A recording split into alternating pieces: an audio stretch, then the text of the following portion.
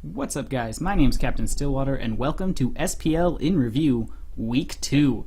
So, Week 1 has finished, and Week 2 has finished. And for Week 1 I did daily videos, but from here on out, they are going to be weekly videos. Now, with that said, I do not know what my work schedule is going to be like. And so I'm not entirely sure how well this is going to work. I don't know if I have time to keep up on all of the SPL. I probably will, but I definitely won't have enough time to keep up on it as much as I would like to, or to really, I don't know, delve into too much. However, with that said, Week 2 has just concluded. I am recording this on the 5th, Tuesday, so it concluded yesterday, but we're going to jump all the way back to Thursday with Randalls versus Enemy, the first game on Thursday. Now, with this weekly review versus daily review, I'm not going to be going through all of the games in super, hyper, ultra detail. We do have game set statistics to look at for, I think every game, jumping over, yep, every game. So that's awesome, but with that said, I'm not really going to be like, oh, each specific player. I'm just going to touch on things that I thought were really important. First off, Randalls versus Enemy, Game 1. Let me jump to my notes. Randalls versus Enemy. Enemy sticking to their name and their playstyle in that they love their double warrior compositions. Once again, we see Pain to Beyond on an Odin, or on a warrior, and then Marauder on a warrior as well. Verizial coming out on Thanatos, Chaos on Zeus, and Panthera on Hu Yi.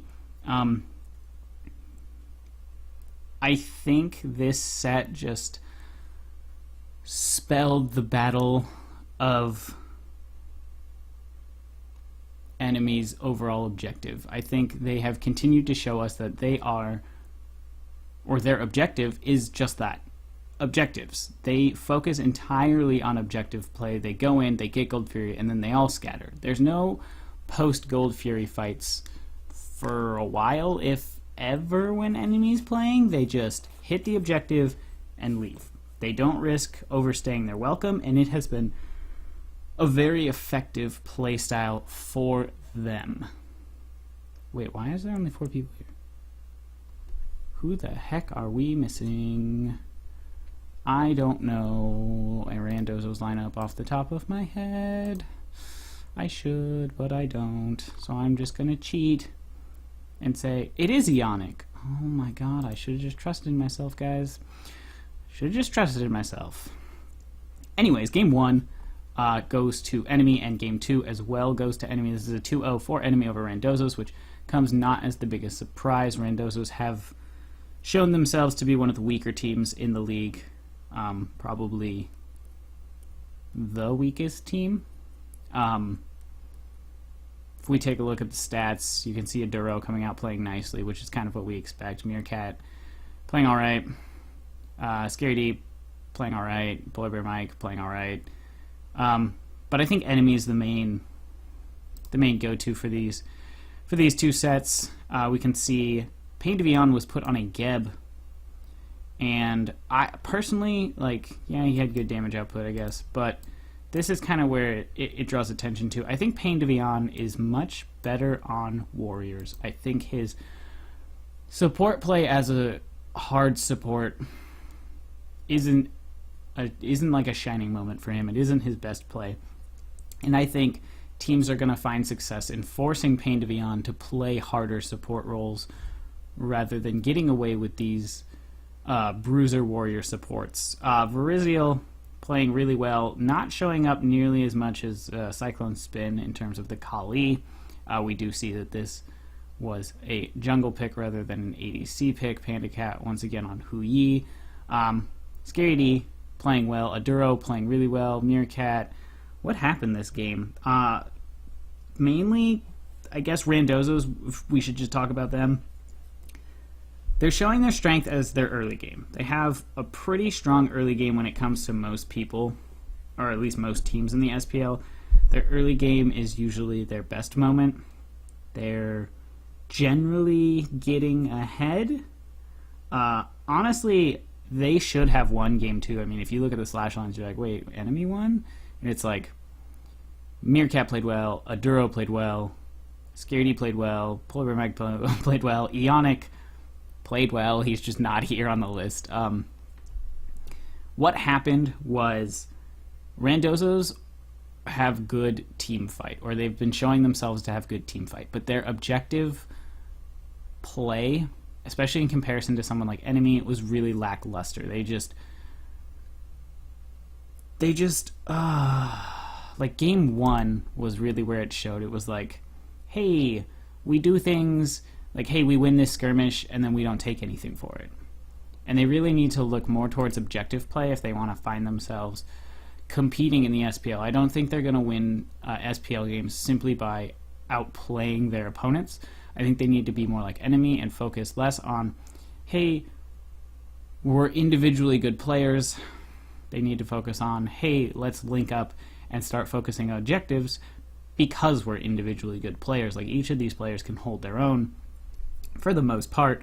So I really think the Clowns need to look towards objectives more often, and that's really where Enemy finds their success. So that was set 1 of day 1 of week 2, with Enemy 2-0ing the Randozos. Jumping on over to the next set was Denial Esports versus Team Allegiance. I guess we'll just start off with showing you what happened. It was a 1-1 split. I don't think this was too surprising. I actually predicted every single game this week except the Cringe Crew games. Those two sets were the ones that I did not predict. And that is because I did not know anything about the Cringe Crew. And I didn't expect them to play the way they played. So, Denial versus Allegiance. Denial showed themselves in jungle presence, especially with Benji.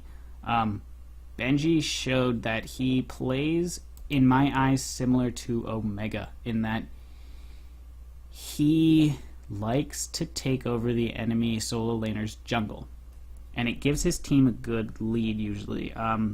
As well, like, overall his team just, I don't know if I think it was both games, but I could be wrong. They just had really good jungle presence in terms of taking buff camps usually, being on time, invading, things like that. That's where their strengths were found. Game 1, they definitely had an experience lead for a while, but did they win game 1? I don't remember who won game 1. Shoot, I totally don't. Oh my god, we can see 3 bans? Why can we only see 3 bans? Sometimes I question high-res. I also wish I could tell which game they won, because I definitely don't remember whether they won game 1 or game 2. Did I write it down? Let us see. I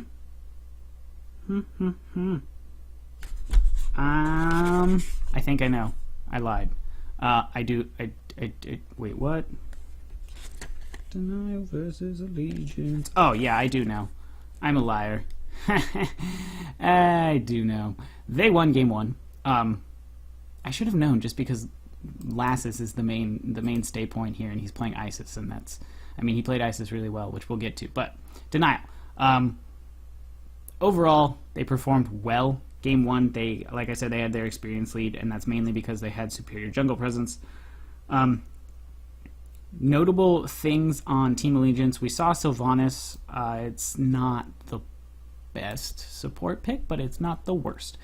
Incon had some success, but hitting the pulls really determines whether you're going to have a really good game as Sylvanas or not, and hitting the pulls is so difficult that unless there's like a pre-setup, like you hit the root and then you hit the pull, or someone else sets for you, hitting the pulls, not all that common of a thing. Lassus was on fire this set. He almost carried his team to win both games. We saw Dare to Care come out on Circuit, which was a questionable pick considering their only tank was Athena. Bellona pretty tanky, but like, and then Skeleton didn't even go that tanky. I don't know. I'm not a big fan of the Circuit picks yet.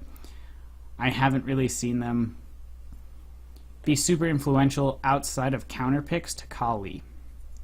That's kind of where I think it's gonna find even more success. Oceans generally has quiet games where he just does well, and then Matty Pocket, once again, probably the weaker link on Team Allegiance, really showing himself to be green in the solo lane.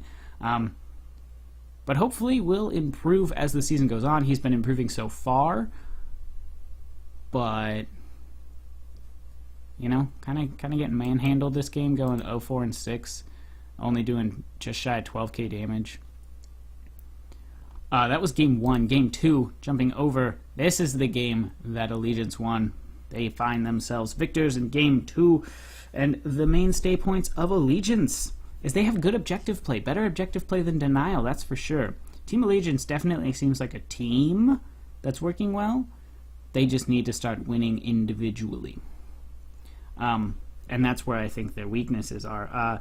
They were winning game 2 very early. This was the juxtaposition to game 1, where Denial had the early game jungle presence, therefore giving themselves an early game lead. Game 2, Team Allegiance came in winning early. They ended up getting 4 Gold Furies this entire game, I think. I want to say it was 4. And Denial, the mainstay, was mistakes. We see Shadow Q getting picked off a lot. 0-8 on a Kumbhakarna who's passive. I don't want to say guarantees him a second life, but it practically can guarantee him a second life if you have the ability to box. You have a new wall, Xenotronics. The minions are extremely useful for keeping a Kumbhakarna alive. So is the on her pillar. It allows you to simply just put up a wall of things that will intercept basic attacks and allow Shadow Q to get revived. They were just underleveled, and they had mistakes this game. And one of, if not the biggest highlight of Week 2 in my mind, was Lassus. He played exceptionally well. You can see here he went 10-2-16. He carried his team. And now I'm not saying they played poorly. Dare to Care went 9-2-17. Very like subliminal 9-2-17. Nobody really saw him making these big plays, going in and blowing people up. He was just there doing poke damage all the time. That man must have had, for the back half of that game, everybody on Denial must have been bleeding permanently. Like, I swear to God, he just pounce, bleed, and then jump out. Pretty ridiculous. He played much better game 2. It was surprising to see a Bastet come out, especially against a team like this, where, for the most part, Bastet can be ignored. But here we see, Bastet obviously cannot be ignored, putting out an enormous amount of damage, and that's where we come to this. It's like, Lassus did that much damage. You're new WA, though. But at the same time, someone actually managed to outdamage him, doing only 200 damage more. Or not even 200 damage, but they both did 47k. That's ridiculous. But Lassus was huge in these sets, and I think the team is going to have to look to him to play this kind of game more often. He's going to have to be the big guy on the team. He's going to have to come out and just hyper carry. Or set really well, like he did on Isis, even though they lost game 1. And the big highlight of the game is obviously he essentially one-shotted Xenotronics at the end of the game with a basic attack. Xenotronics wasn't at 100% health. I'll say he's at 85%. But with Polynomicon proccing, Lassus one-shotted him with a basic attack. Pretty ridiculous. So, in conclusion, Denial Esports, Team Allegiance going 1-1. Boom, jumping on over. Soar Gaming versus Team Envyus. This was really exciting. We got to see Soar's debut into the SPL. We got to see Baskin come out with his team going up against Team Envyus. Not a team you can expect to just blow on by. So we get to see game 1. I guess we should just tell you what happened. Not to too many people's surprise, it was a split, 1-1. I expected a split as well, like I said before. The Cringe Crew games are the only ones that threw me off. They seemed very equally matched. And so jumping on into this, we are going to... What does that say? What does my note say? Oh, never mind. I know what that says. We're going to draw attention to Masked, who has been an issue in my eyes, or not necessarily an issue, but at least like a point of conversation, given that he was brought in to replace Eonic, and Eonic played a huge week 1 where he was still on Envyus. So, game 1. See, this is the problem. I didn't actually write down all the splits, like who won first game, who won second game. But assuming that Jigs didn't die and Baskin didn't die, and there were way more deaths on this team, but deaths aren't a good indication. Who won game 1? Oh my god. I'm so bad. I'm so bad at this. Oh. Oh my gosh, it's like 1,000,000,000 degrees in here. Hang on. I gotta take my jacket off. Okay, we're back. I'm ready to go. My notes kind of actually do indicate who won. So game 1 goes to Soar, as would be expected given the slash lines, but granted slash lines aren't a good representation of who won the game. And the reason I know this is because my note for Team Envyus is literally good defense. So, game 1, Soar had huge momentum. Huge momentum. They were baiting relics left and right, using Herwin's, Isis, Jigs, and Homie FA, Baskin, and Met Yankee. They can all force someone to have to burn their relics. You see 3 beads, 2 sanctuaries, and 2 meditations. These boys force those relics out all the time. All the time. Baiting relics the entire game. And that's really what they did. They would bait relics, and then they'd fight when they had an advantage. That was their mainstay in this set, and what I believe or expect to be their main approach to Season 3, for the moment at least, is going to be baiting out these relics because they have such long cooldowns, and then using that advantage to go in and win fights. With that said, like I said before, Team Envyus, my note, is good defenses. They were able to hold their Phoenixes for a lot longer than they should have. Soar should have broken the base and should have been able to break the lines of Envyus, but they put up a really, really, really good fight. Obviously, this is like the big solo lane matchup. You have Baskin going up against Omega, the top 2 solo laners in North America, or at least that's what most people say. And I've always looked to Baskin as...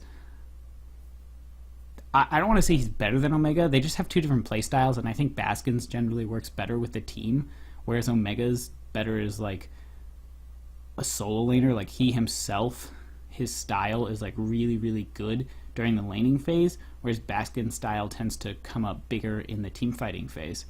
So game 1 goes to Soar. Jumping on over to game 2, we see Raijin again. Honestly, so far, he has won 1 game. I believe it's towards the end of week 2. He wins 1 game. Otherwise, I think that makes him like 1-9, something like that. He's been putting out an enormous amount of damage, as we can see, but he hasn't really been propelling his team to victory with this damage, and I think it's because there are just better mid lane picks. We see Zeus, another god whose damage is, just that. He's a damage mid laner. And we've seen more success on Zeus than we have Raijin so far. And I think, personally, it's because Raijin has an escape and Zeus doesn't. So Raijin plays a little bit more aggressively because you can, because you have the ability to get out. And Raijins have been getting caught out. And I think it's because a lot of his damage does come from his Thunder Crash. Like, Thunder Crash does a ton of damage. If you put Raiju in someone and then you Thunder Crash them, oh god. Especially if you're ahead, that's like, you could practically one-shot people, and it's super annoying.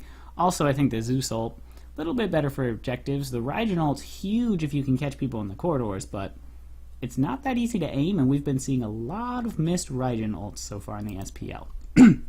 But overall, game 2, we see, wow, I literally, oh my god, sometimes I just need to read my notes more. Soar, they lost this late game. That's what happened. Like, they lost late game. And I think the main reason was masked. And that's a good thing. That's a big thing. It's like, hey, Masked, you had to come in to fill this role. Eonic performed so well. We need to see you step up and be this guy. You know, you don't have to always carry the team. You have Omega in the soul lane. You have MLC Stealth in your mid lane. You have Cyclone Spin as your ADC. Like, your team, you have all these names. You have all these people. But jungle presence is so influential. And I say jungle presence with, like, air quotes because we'll talk about the jungle after I finish going through the games, because Adapting brought it up recently. I was going to bring it up in a video, but he brought it up on Reddit, and a lot of people noticed it, and I think something's being done. But we'll get to that later. Masked came up, stole a Goal Fury with the Sacred Monkey throw. That was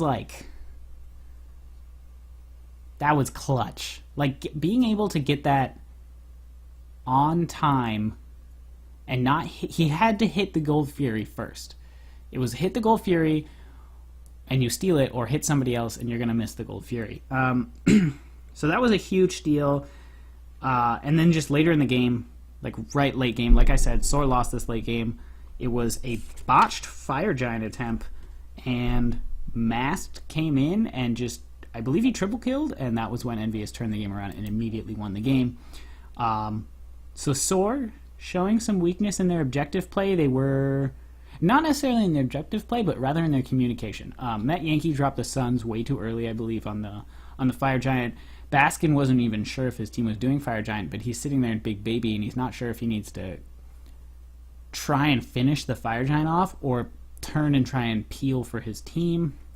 So overall, miscommunications coming out, and them kind of, I don't want to say throwing game 2, but that's pretty much what happened. Mask came in, came alive, and really showed himself to be, you know, a worthy player on this team. So overall, this was a 1-1 split between Soar and Envyus. Jumping on to the next game. Should probably hurry up here. There's a lot of games to go through. 1, 2, 3, 4, 5, 6 more games to go through, and I've already taken a poop ton of time. So I'm going to try and go through these a little bit faster.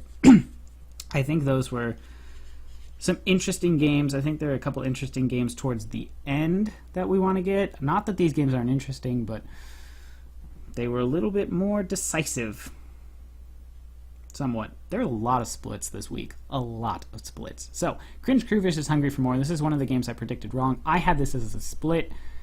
Cringe Crew came out in 2-0'd Hungry for More. And I think that's just because Hungry for More haven't really been showing up. We see Ataraxia go 0-5, getting picked off. We see Captain Twig going 5-2. He was, you know, a question mark earlier in the season. I say earlier in the season, last week. Pretty prime on Raijin. Like I said, Raijin not really showing up. Al Kwong, Variety hasn't really been playing the best. We've been expecting more from Variety. Hasn't necessarily been playing super poorly, but we've been expecting more. And then Zinder, not Bacchus. Where are my notes for this? The first note is Cringe Crew picked up an Aphrodite for the mid lane. Kiro came out on an Aphrodite and did no damage. As you expect, generally Aphrodite doesn't do the most damage. Previously very strong in the solo lane. Season 3 came around and healers really just kind of fell off, and Aphrodite not too good. Do I think Aphrodite helped set up this game for the win? Yes. Do I think Aphrodite won this game for them? No. I think Zashu's been showing up in the solo lane, really putting on solid performances, showing us that he can play the solo lane, he can play it well. And then Shaggy Shane came out on Chronos and hyper carried the crap out of this game. he hyper carried the crap out of this game. He's 10-2-4, showing up just like Lasses. I want to see more Chronos bans, personally. Season 3, everybody's been like, okay, we got to ban out the Khepri, we got to ban out the Isis, we got to ban out the Giannis, and then whatever that fourth ban is, and then you go into the pick phase, and people have started to just pick up Chronos immediately. Can everyone play Chronos super well? No. But he's just too good right now. His ability to carry games is too strong, and the fact that he's a flex pick makes countering a Chronos pick not that easy. You see teams pick up Chronos, and you're like, okay, that's mid lane. But it could go duo. It could even go solo if you really wanted to. That's a little bit more iffy. Chronos probably performing decently well, but not the best in the solo lane. But we've seen him both in mid and duo, and he's just too strong a pick. I really just think people need to start banning this god more. Okay, so jumping to Hungry for More, Cringe Crew notes. Hungry for More just made too many mistakes. That's really the mainstay of what happened here. Just too many mistakes. The Cringe Crew were rotating as a 4-man composition. 4 people were rotating around the map, ganking as a 4-man team, leaving Shaggy Shank, like I said, Chronos in the duo lane. Trying to think of the name here. So he was just sitting in duo because you need to just farm for the most part early, but then the rest of them just rotating around, or like Shaggy Shank would be rotating, Jashu would be in his lane. Either way, they were just rotating as a 4-man team ganking, and there was nothing Hungry for More could do about that. I think Cringe Crew came out and showed themselves to be pretty well coordinated. Had I looked at this ahead of time before just throwing out my bogus prediction of a split, I'll be honest, I didn't actually look anything up, I probably still would have thrown it as a split. I did not expect Cringe Crew to come out this strong. Not to say that they look like a top DreamHack team, but they're certainly not coming in last. However, Hungry for More have been having issues. Lots of issues. So jumping over to Game 2, my notes are, they literally end at Game 1 because Game 2, honestly, Hungry for More played better than Game 1, but once again, Cringe Crew just outplayed them. They outperformed them. Hungry for More still making way too many mistakes. We see Captain Twig coming out on an Odin doing 2k damage. 2k damage. We did get to see one thing that I didn't draw enough note on. So, like I said, we had Aphrodite in the mid lane, but we had variety on Ao Kuang in the solo lane. Game 1, and then Game 2 we had him on Zhong Kui. His Ao Kuang didn't do as well as it needed to. Obviously, laning against Bologna, he just got pushed out, he got wrecked. There's nothing he could do about that, but he played it well. But he needed to come online. His executes were being stolen by people on his team, or they were being healed out. Bulwark of Hope, there was 4 of them on this team. Everyone except Shaggy Shank had Bulwark of Hope, and that had procced to stop his execute multiple times as well, plus the Afro ult, healing. It was ridiculous. Honestly, I say he needed to do better, but it was hard for him to do that because they had so much going. Cringe Crew had so much going for them to prevent Ao Kuang from working. And that's what happened. Now we go over to Game 2, and like I said, Captain Twig, where's the damage? You're Odin. And you went boots, breastplate into Jotuns. You only did 2k damage.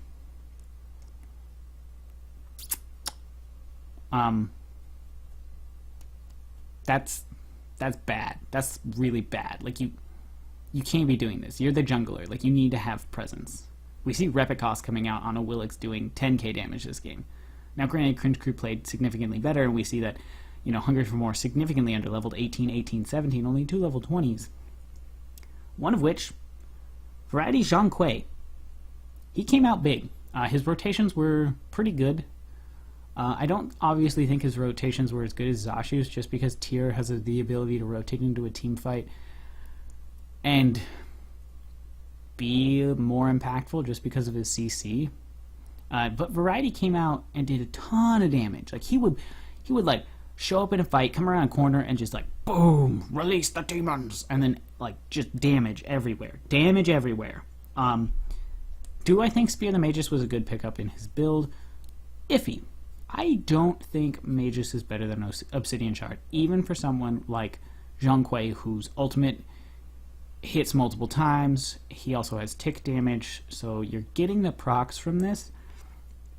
But I just think Obi Shard right now is better than Spear. But you could argue Spear works on Zhang Kui just because of what I just said. Once again, we saw Shaggy Shank on a magical ADC. We've been seeing a lot of magical ADCs. We see him go 9-0-8, showing up big, playing his buns off. I'm excited to see Cringe Crew play a team that is a little bit more well-founded and well-coordinated than Hungry for More, because I want to see how well Shaggy Shank does and how well this team does as a whole. So, Hungry for More, Cringe Crew, 2-0 for Cringe Crew. Jumping on to the next game. I said I was going to speed up and I slowed down.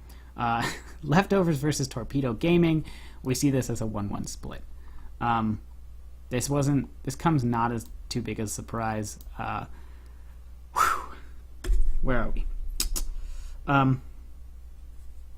We'll start with the Leftovers. The Leftovers look pretty good in the team fights. Honestly, Cherio still continues to impress me. I think he is he's the best player on his team. He comes out, he plays really well. He's just a really strong player. Jungler has been playing pretty well. Nika has been an iffy person for me. Arkle has been an iffy person for me. Badja has been playing well in my eyes as well. I think their solo lane and their ADC have been looking weak. We see here, like, alright, they did plenty of damage. They had good KDs. But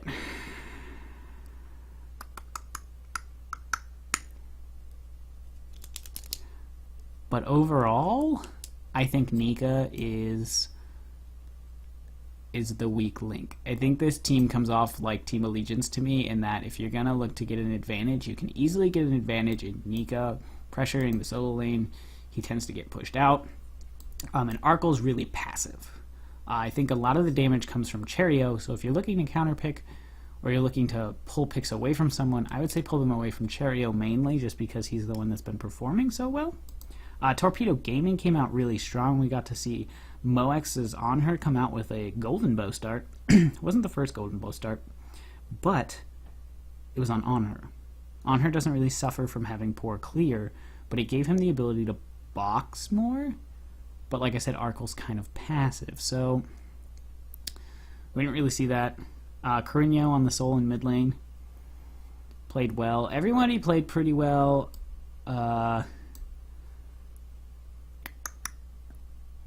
Game Hunter didn't lose his lane. That's one of the things I want to draw attention to. He outboxed Nika very well. He just pooped on him early game.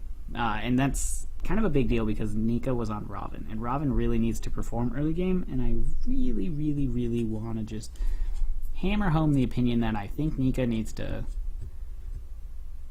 I don't want to say Nika's bad. I just think Nika needs to, become more well acquainted with the solo lane, maybe find a little bit more confidence. If you're going to play such early game oriented gods, you have to have that early game pressure. It's like playing a chalk and just being passive. You played Robin. Granted, Osiris, the most annoying slap boxer there is. He's just going to beat on you, and there's nothing you can do about it. But Robin should be able to fight him. You should be able to have early game presence, and he didn't. So that was game one. Torpedo Gaming. Where are we? Torpedo Gaming. They had really good link-ups. Obviously, they had the Geb on, or Murder's Geb and a Ninja Bobat on a Willix for the pop-up into the Willix ult. They had really good link-ups. Jumping on over to game two, the Leftovers came out with a lot of early pressure. Arkle was once again on Neath. I swear to God, I haven't seen this guy play anything other than that, but I can't remember what else he's played. I'm pretty sure he played Hui one game, but I could be wrong. Cherio once again on the Raijin, also of which this was the first game Raijin has won in the entire SPL. Once again on Raijin. Raijin did not win this game in the SPL. Badger showing up huge. He had all the kills. He had all the kills for his team. All of them. I believe they got the first... Was this the game where Athena got the first 5 of his team's kills? I could be wrong about that. I don't remember which game that was, but there was a game where Athena was 5-0 and his team only had 5 kills. Anyways, game 2, the leftovers. Huge early pressure, and they managed to pull off a sneak fire giant, which was kind of like an awesome play just to take note. It was like, hey, someone finally pulled it off. A lot of teams have tried so far in the SPL, and most of them have been caught. We've also seen a couple games lost on botched fire giants. We saw Soar, and we are going to talk about another team later here that also botched a fire giant and lost the game promptly afterwards. Torpedo, however, they had really good early game invades into the jungle, giving them a lot of pressure. Even though I said like leftovers had early pressure, I mean like they had pressure in lanes. Torpedo had early game prowess in the jungle. And the main thing to draw attention to here is Game Hunter was on Apollo in the solo lane. And this man, I mean, everybody was afraid that this Executioner was going to be a crusher and he was just going to go full scumbag and split push. But he went Exy and he still just split push. He had huge impact in the team fights. We can see his damage output is the second highest on his team. And he went 6-0-7, never dying, almost getting caught out once, but he was able to solo Nika at like level 2, level 3. It was... We're going back to Nika. Nika got bodied by Game Hunter's Apollo. Now granted, he had Golden Bow start, and he has the long range, and his passive is super good at the beginning of the, well, his passive game, Apollo's passive is just good all the time, but I mean, so is Tears. But yeah, the split push Apollo was huge and arguably won them the game. They were able to fight as a 4-man team. They had a lot of really good sets. They went with the Naja Raw combo where you sash and then ult, and then on landing from the Naja ult, you get Raw ulted. They also were able to pull off some Bacchus belly flops into the Raw ults. They comboed Raw really well, and I've said this in some of my past videos. Raw is a pick you can only make if you're going to set for his ult. He is not good enough at the moment if he cannot land his ult, which means you have to guarantee his ult landing. And they did that through Murder's Bacchus and Ninja Bobat's Naja. And it worked wonderfully. Wonderfully. Leftovers, Torpedo Gaming. One of the things I forgot to bring up, Game 1, there was no Athena pick or ban. Athena was not banned in Game 1. These are the majority of the bans, but not all of the bans. I don't know why we don't see all the bans, but yeah, Athena was not picked or banned in this game, and then Athena was picked and lost the game. I thought it was interesting considering Athena is such a dominant god. Now, with the said that Athena lost, Athena played really, or Badger played really well on Athena. I think Athena's super strong, and these teams should look to not let her through next time. I mean, neither team took her, even though she wasn't banned. They opted for Geb and Guan Yu, who are both very strong. I mean, oh my god, that voice crack. I think this Geb was mainly because of Ninja Bobat. But I don't know, I think I would have preferred something different coming out of Torpedo. I feel like leaving an Athena on the table is just kind of like a big insult right now, just because she's so strong right now. Jumping on to the next game, the last game of day 2, Panthera versus Paradigm. Arguably the number 1 and number 2 teams in Europe playing each other. And Panthera 2-0. Not too big a surprise. But what I thought was kind of crazy is that Panthera made Paradigm look like a bunch of rookies. That's how good Panthera played. Paradigm looked bad. And Paradigm is not bad at all. But they looked bad. And that's how good Panthera is. And that's kind of scary. Panthera is so good right now. It's ridiculous. Paradigm came out game 1 with some crazy picks, which, not crazy picks, but like, we're going to jump down to their team. Lobster, the mid laner, was on Her, and Funballer, the duo lane ADC, was on Giannis. Nobody expected this. We had Zalia on the early game Chalk, Cuvo Fred on the jungle Cabrakan, and Trix Tank on the Bacchus. This team is so early game based. Giannis, super good damage. Zalia, all damage, early game focus. Cabrakan, super early game. Bacchus has a lot of damage, and Lobster's passive makes him super strong early. But we didn't see enough early game picks coming out from Paradigm to really make this comp worthwhile. With that said, Zalia didn't play super aggressive into Dimmy's Amaterasu early game, but yet played exceptionally well. He was the man on his team playing super dominant. Now, with that said, Funballer also played really, really well, even though he got caught out. Cuvo Fred had some great blink ults, some great plays. I'm not saying this team performed super poorly. I don't know if Lobster's Honor was worth taking into this game. But Zalia just really showed up on this Chalk and showed that Chalk is still viable in the right hands. Jumping back to Panthera, I guess the overall, I should go over that. Paradigm, overall, a really good team fighting. That was kind of like their mainstay. They showed that they have really good coordination in coordinating all this early game power into protecting each other and picking people off. They showed that they have really good team fights. But Panthera showed their objective play. They showed that they're also really good in team fights, but they excel in objectives. And that's,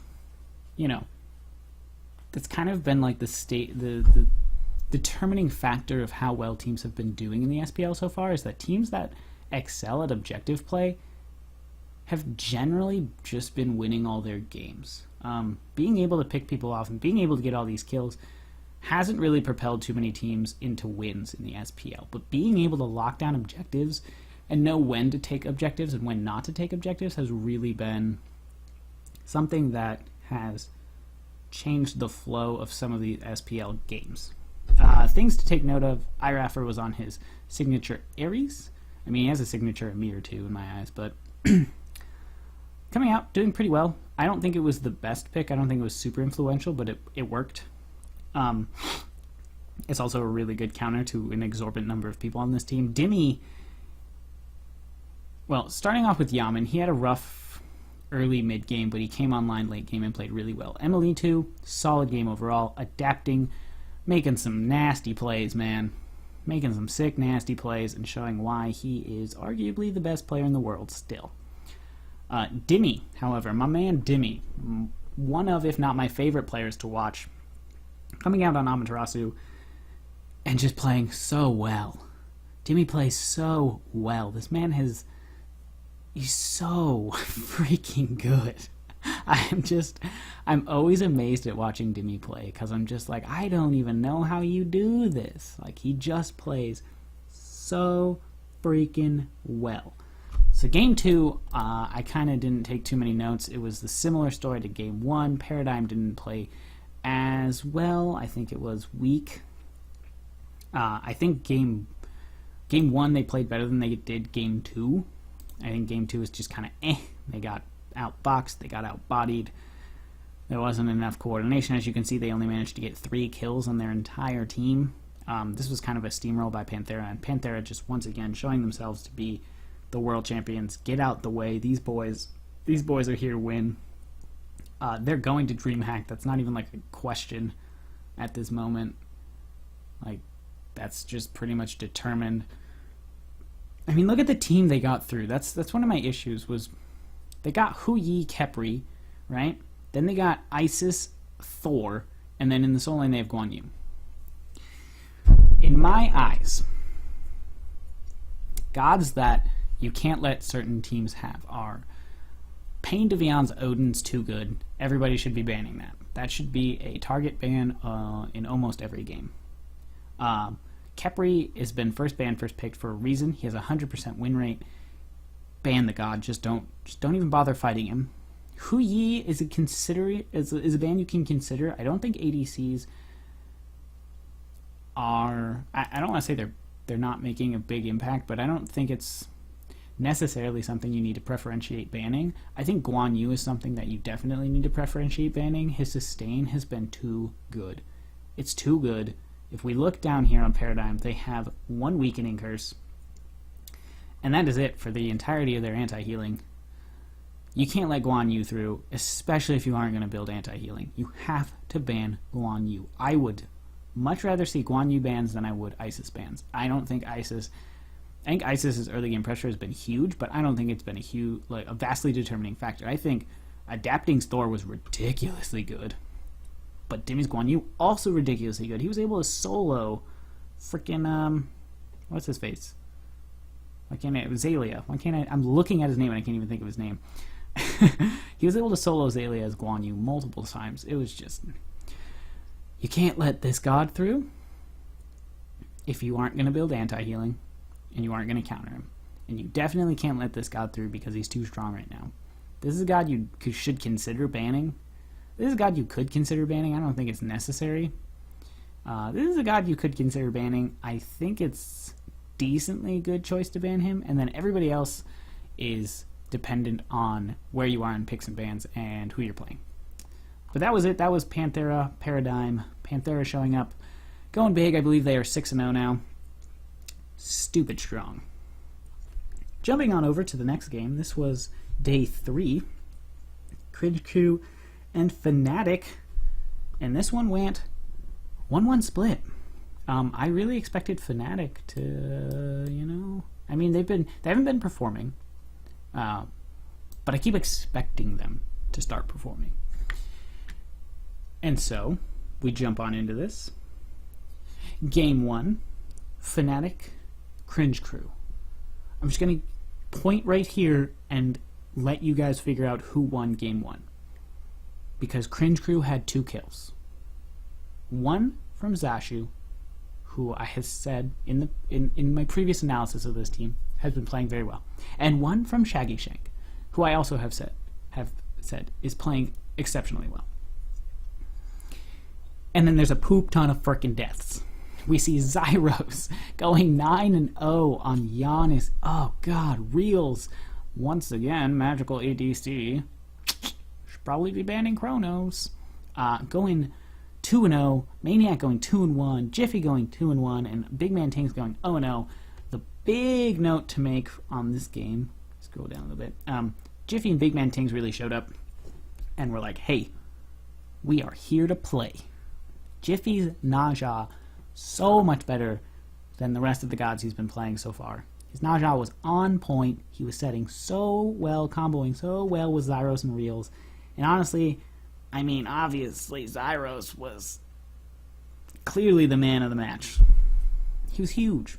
Look at the level discrepancy, too, man. Emilzy was level 17.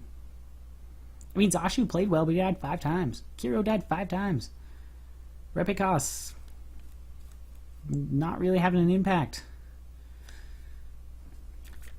I don't know what else to say. I mean, Kiro got wrecked. Look at his damage output on an Isis. This is why I don't think Isis is as necessary a ban as some other gods. And then once again, you see Guan Yu losing here, but I think Guan Yu is one of the big things that kind of helped Cringe Crew stay in this game. So, Fnatic, game 1, they just got a lead, and they just started building that lead up. Jiffy played well, and Zyros played like a god. Game 2, I'm not really dwelling on this. Fnatic destroyed Cringe Crew game 1, which is what I expected. And I feel like that's what we should be expecting from Fnatic. So that was Fnatic showing up and coming out and being like, yo, look, we can play. Game 2, however, flip over my notes. Oh my god, I almost tore my page out of my notebook. That would have been sad. Game 2, Fnatic start this game 8-0. They had 8 kills before Cringe Crew could kill a single person on Fnatic's squad. Right? That was this game. Yeah. And they still let Cringe Crew come back. Cringe Crew came back so hard during the mid-game, it was ridiculous. Ridiculous. Look at the kills. Cringe Crew won this game. They won this game. With an 8-2 Reels, and a 4-3 Jiffy, and a 3-1 Big Man Tings. Cringe Crew won. With a 1-8 Emilzy, a 1-5 Repicos, a 1-4 Zashu. Shaggy Shank and Kiro showed up to play. Now, I'm not saying everybody else on Cringe Crew played poorly. I'm just saying, looking at the KDAs, Fnatic kind of let this game go. They had it so... It was so well... They start off so well. They just had such an early game lead. To see them just kind of let it slip was ridiculous. So Cringe Crew came back mid-game for a short amount of time. It's not like they came back and all of a sudden the game was in their favor and they were killing people left and right, doing objectives left and right. If we look at the objectives, or towers, we see the same number of towers taken by both teams. We look at the KDAs, we look at the damage, we look at the kills. I mean, damage charts, we look at Cringe Crew. They had a poop ton of damage, but so did Fnatic. What happened? Well, I'll tell you what happened. This was another Fire Giant throw. This is exactly what happened. Fnatic got caught in an awkward moment where Reels ulted the Fire Giant when it was way too tanky. They burned all their stuff on Fire Giant, and I want to say Zeros confirmed it with his ultimate, but it didn't matter.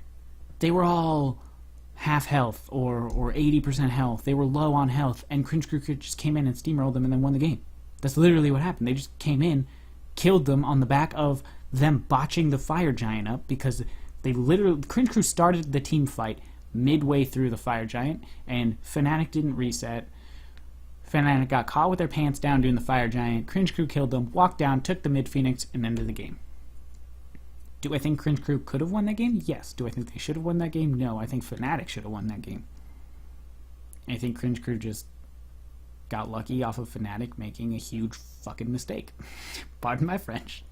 But that's what happened.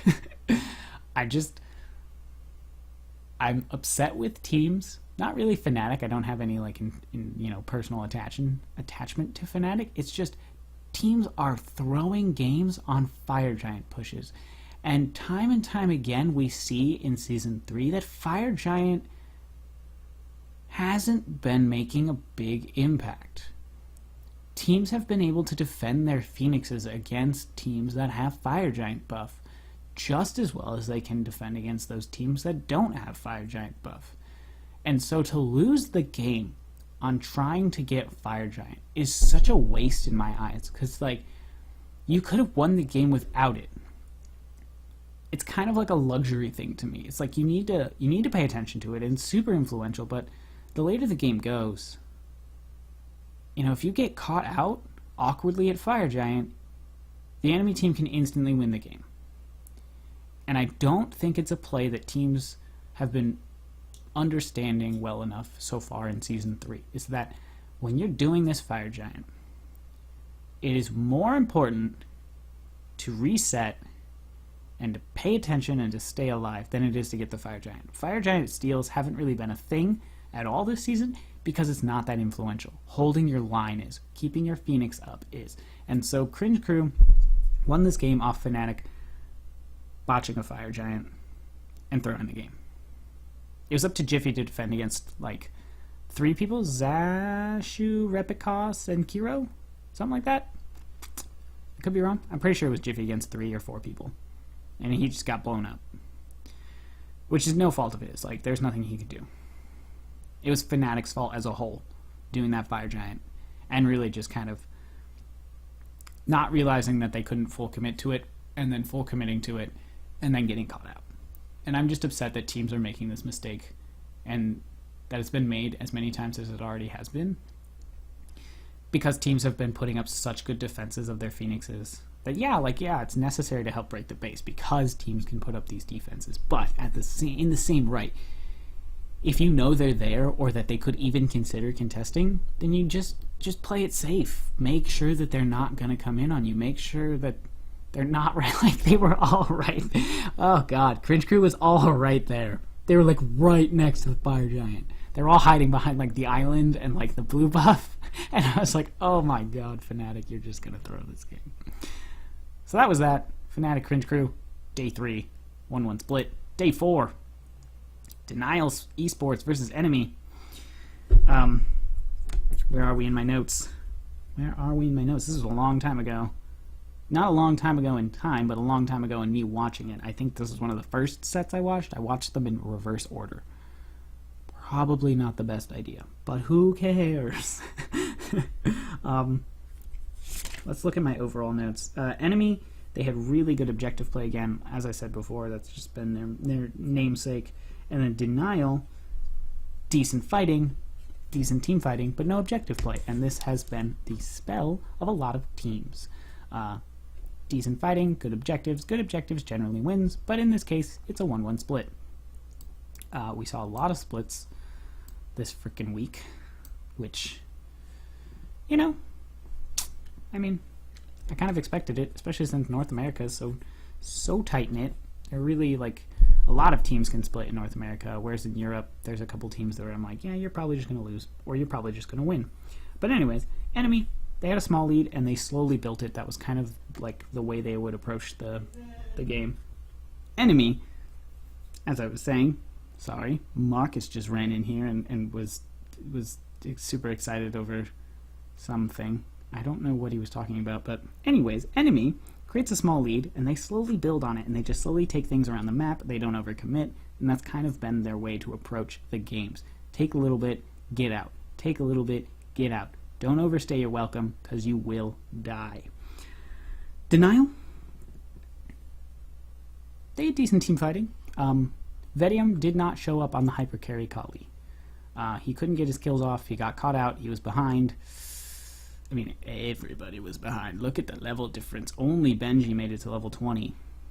Everybody else, or everybody on Enemy was level 20. So we saw KS come out 5-0. It was just Enemy showing their finesse, showing their prowess in game 1. Game 2, switching back over to the other page of my notes. Game 2, Denial. My only note is, where is it? My only note is Denial had, well, I've lost it. Oh, Denial had a good late game. That's kind of where they came alive and where they made things happen. They took game 2. Xenotronics and Skeleton coming out big in terms of finishing off kills. You can see here they're both 3-1 and 6.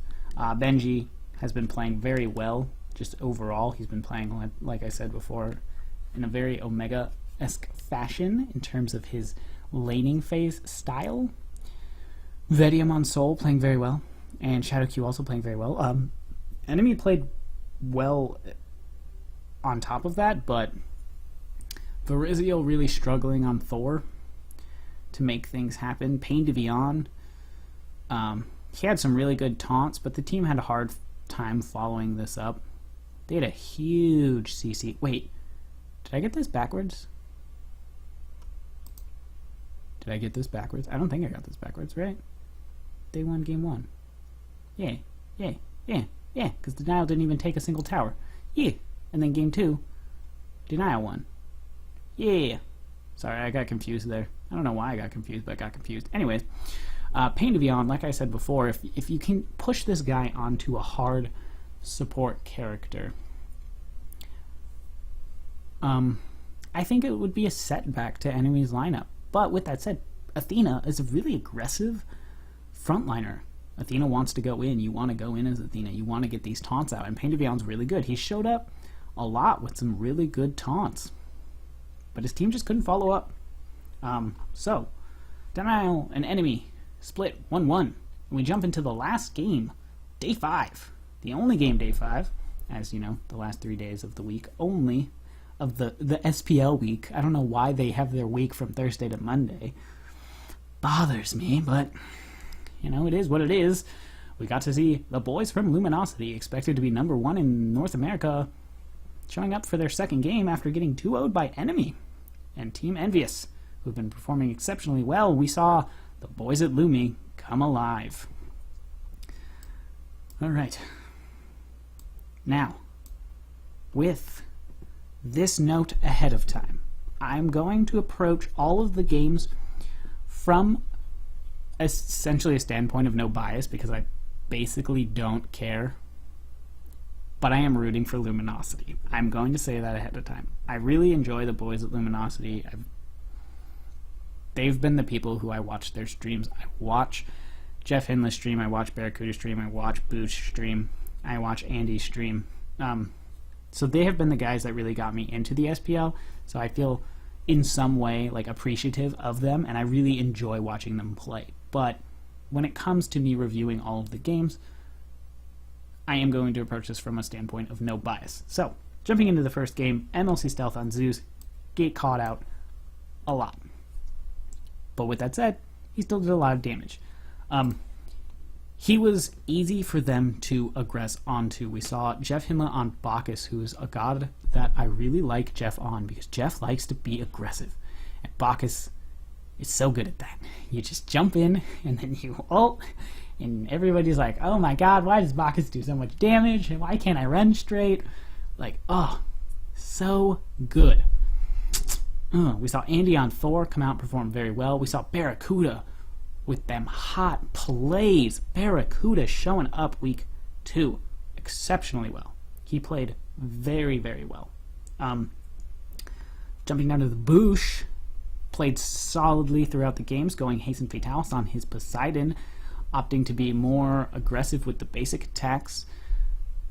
Was able to catch a lot of people in some tight corners with some really good Krakens. And then Snoopy showing up week 2 saying, hey, I can solo lane. Maybe I wasn't super strong in the first sets, but I am here to win. I am here to play. And he went 7-1-11, playing exceptionally well. All of Luminosity looked significantly better. They looked like they were far more on the same page, and they were able to get things done. Team Envyus was caught out. Kiki and Stealth were caught out a lot. Snoopy played really well. I literally just finished saying this, I know, but I'm getting into the fact that he was laning against Omega, someone a lot of people consider the top solo laner in North America, someone like me who considers, I think he's tied for number 1. Snoopy really showing that he can not only play solo lane, but he can play solo lane against the best. And I think that's not the best, the player the best, but the best as in the best of the position. That guy's name, I knew I was going to get screwed over by that guy's name at one point in time. But anyways, showing that he can play really, really well. Kiki got caught out a lot. Cyclone Spin didn't come on like, yo, I'm superstar, I'm going to pentakill again. Mast was on Kali, and this is where I really draw my attention to. I think MLC had a really good game outside of, he got caught out, but he was Zeus. They targeted him. And Kiki, they also targeted him. So Omega played solid game. He had great peel. He did a lot of damage. I think a lot of this set fell onto Cyclone Spin and Mast really showing up and really performing at the top of their game. And that's not what happened. They didn't show up as much as their team needed them to. Considering MLC and Kiki were being caught out, Omega, Cyclone, and Mast really needed to come together and make this game happen for Envyus. And I think a lot of pressure fell on Mast being on this hyper carry, and he was not able to find the kills he needed to go ham as Kali. He was not able to really really excel as Kali. And I think a lot of that had to do with Snoopy has a silence, the Boosh has a cripple, there's a stun here, there's a knock up here, there's 2 stuns here, and all of that can be used to CC Kali out including in her ultimate. I do not believe her ultimate makes her immune to any of the things I just said. Maybe it does? I'm trying to think if it makes you immune to knockups. I don't remember the immunities of Kali ult, outside of you can't die. Anyways, jumping over to game 2. I didn't even look at my notes.